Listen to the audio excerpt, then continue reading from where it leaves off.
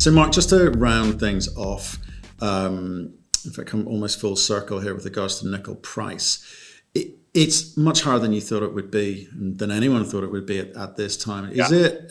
And I appreciate what you said about the fundamentals and momentum at the beginning, but do you feel that the price is a rather synthetic one? I mean, what's going to happen for the rest of this year?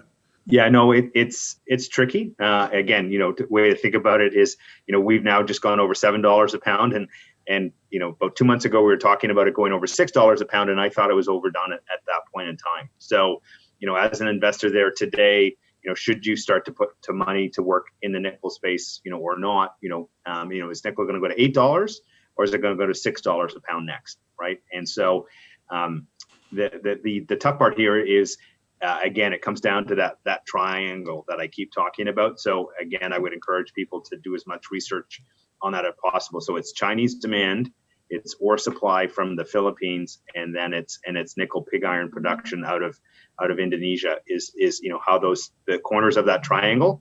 Right now, all three for the last few weeks have been pointing up, and we've seen that the nickel price continue to move higher. So what to look for if in terms of how do we get to $8 a pound? Well, what you would look to see is, one, are we continuing to see ore stockpiles in China flatten or drop in advance of the October rainy season? So if that trend continues, that's one push moving things higher.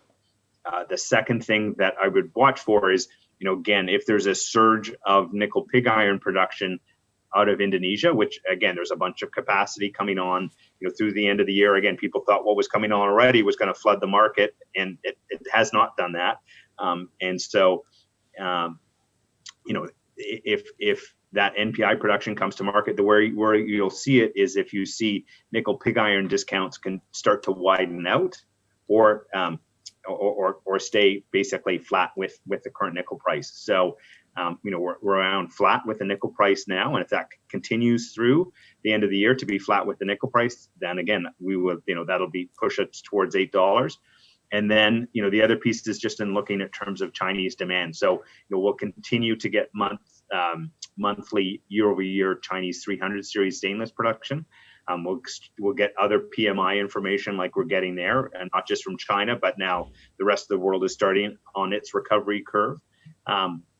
And again, if those continues, to be, very strong numbers on a year-over-year basis, then there's, I think it'll be tough to get to $8 right now, but those are the kind of things that'll keep us above 7 and heading towards 8 between now and year end. Conversely, what would we see to see prices drop to $6 a pound?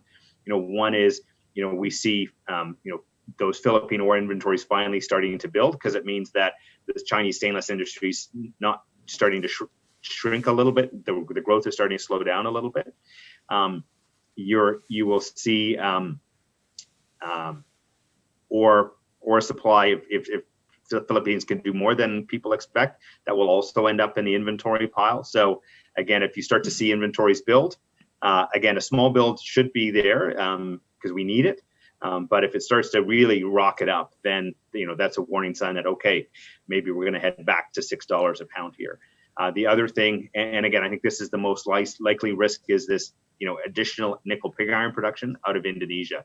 If that starts flooding into the country, and you start to see that discount really drop down, really widen out. And again, last fall when I came on, first time we talked with Canada Nickel, I said, look, at $18,000 a ton was not sustainable. There's no way we're going down to $13,000 a ton by December.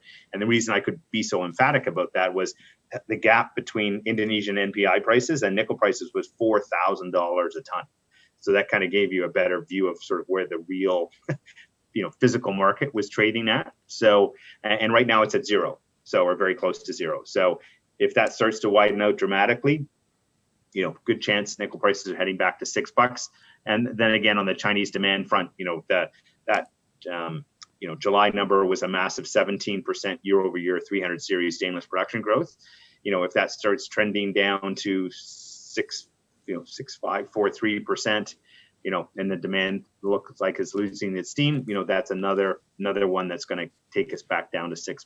So again, I think right now, my call would be, I think ore inventories and Chinese demand will be stronger than people expect, and NPI will be